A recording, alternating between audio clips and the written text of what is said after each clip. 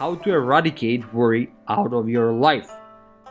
The modern human lives in a constant state of worry and anxiety, always hurrying somewhere and always being late for something. This curious predicament of modern civilization is due to our hectic lifestyle and rushed way of living. The way we live produces worry. For our mind, we are in constant danger, even though we might live in the safest era humanity has ever lived in.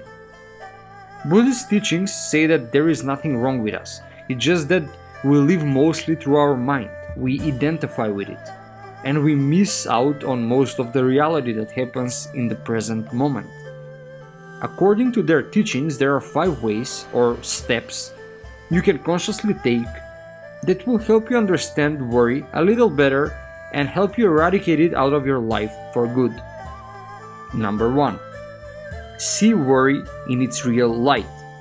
First, if you want to deal with something, you need to know what you're dealing with, right? That's why you need to see worry as it really is.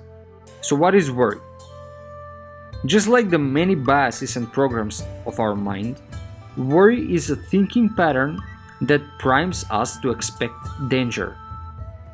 This program helped us in the past, when we lived next to a hungry tiger, for example. But today, it's just a waste of mental energy. It doesn't really solve anything. It's not a bad program, it's just not necessary to always run in the background of your mind. It simply wastes your RAM memory, so to speak. Worry is nothing scary. It doesn't mean there is something wrong with you.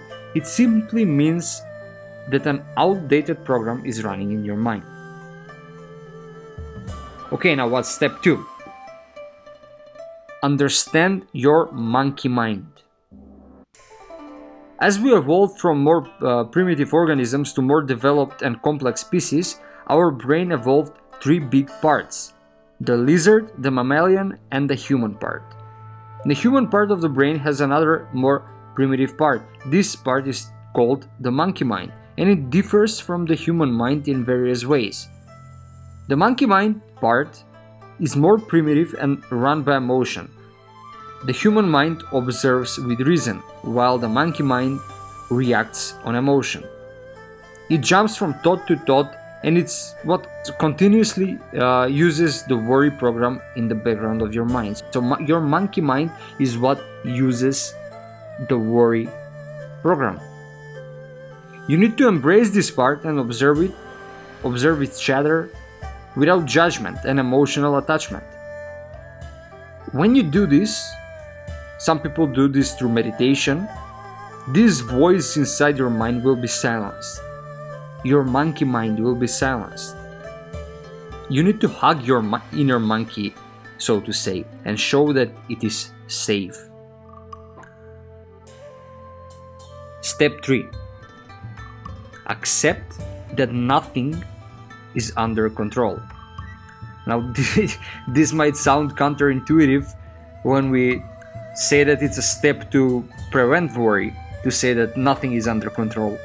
But you need to understand this. Most of our worry is fueled by the illusion of control we think we have over the world around us. We believe countless things that give us a sense of bigger control, a sense of security, a sense of safety. We think by wearing our favorite jersey, for example, we can influence a game's outcome, that our favorite team will win or something. The reality is that all of this is just an illusion created by your mind to cope with the fact that nothing is really under your control. Very few things, but none of the things that you think are. We live on a piece of rock circling around a fireball in midst of an ever-expanding infinity. Now let that land in your mind. I'm going to read that again. We live on a piece of rock circling around a fireball in the midst of an ever-expanding infinity. We try our best to know our place, but all we know are just plausible theories. The only thing you can truly control is how you surf the waves of the unknown. Accepting this fact, counterintuitively, reduces all anxiety and worry about the world because you are one step ahead of them. Because all worry is trying to tell you, oh, something is not in your control, you need to control it. That's also what anxiety is trying to tell you. But if you say that nothing is under control and nothing will be, then anxiety and worry, they don't have a purpose to exist, so they disappear.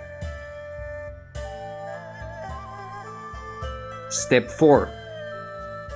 Step back and see the bigger picture. There is always a bigger picture than the one we observe through our perspective. There is always a bigger scale of things.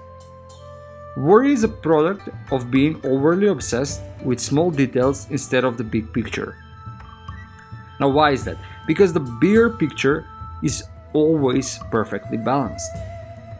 Looking at the picture of reality from a small scale, we can see tiny imperfections and bumps, just like looking at any artistic masterpiece or any painting. But when you look at the bigger picture, when you step back and look at the picture from further away, there are actually no imperfections. You cannot see the tiny little details that are imperfect. There is just balance and divine harmony. The picture actually means something, even with those tiny details that you saw before as being flawed. Whenever you catch yourself worrying, try to think about the fact that there are over a billion galaxies, each with over a billion stars, and you are on a planet within one of them. Step number 5. Focus on the present moment.